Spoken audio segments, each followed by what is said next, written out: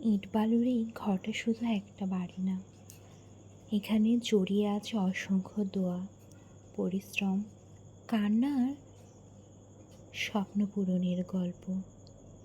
অনেক রাতের চিন্তা, অনেক দিনের ত্যাগ, আর আল্লাহর অশেষ রহমতেই আজ এই মুহূর্তটা দেখা। জীবনের সব কিছু হয়তো নিখুঁত ছিল না, তবুও আল্লাহ কখনো খালি হাতে ফেরাননি। আজ এই ছোট্ট নীড়ে দাঁড়িয়ে শুধু একটা কথাই বলতে ইচ্ছে করছে, আলহামদুলিল্লাহ ফর এভরিথিং। নতুন এই ঘর যেন শান্তি, ভালোবাসা আর রহমতে ভরে থাকে। যারা পাশে ছিলেন, দোয়া করেছেন, ভালোবেসেছেন, সবার প্রতি কৃতজ্ঞতা। আর যাদের স্বপ্ন এখনও অপূর্ণ, আল্লাহ যেন খুব সুন্দরভাবে তাদেরও নিজ ঠিকানায় স্বপ্ন পূরণ করে দেন। আমিন। অনেক ক্লান্তি, অনেক না পাওয়া, অনেক চুপচাপ লড়াইয়ের পরে আজ নিজের ঘরের দরজায় দাঁড়িয়ে মনটা শুধু শুকরিয়ায় ভরে যাচ্ছে।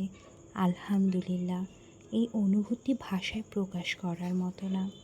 এই ঘরের প্রতিটা দেয়ালে মিশে আছে স্বপ্ন, প্রতিটা কোণায় লুকিয়ে আছে হাজারো পরিশ্রমের গল্প।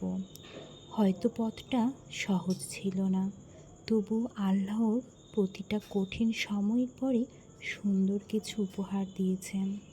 আজ নতুন বাসায় প্রথম দিন, নতুন শুরু, নতুন শান্তি, নতুন কিছু সুন্দর স্মৃতির গড়ার অপেক্ষা।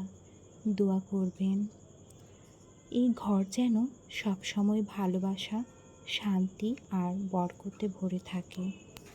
আল্লাহ হাফিজ। সবার জন্য অনেক অনেক দোয়া, অনেক অনেক ভালোবাসা নিয়ে আজকে এখানে বিদায় নিচ্ছি। আসসালামু আলাইকুম। আল্লাহ হাফিজ। শুভরাত্রি। সবাই ভালো থাকবেন, সুস্থ থাকবেন, সুন্দর থাকবেন এবং আমার জন্য দোয়া করবেন।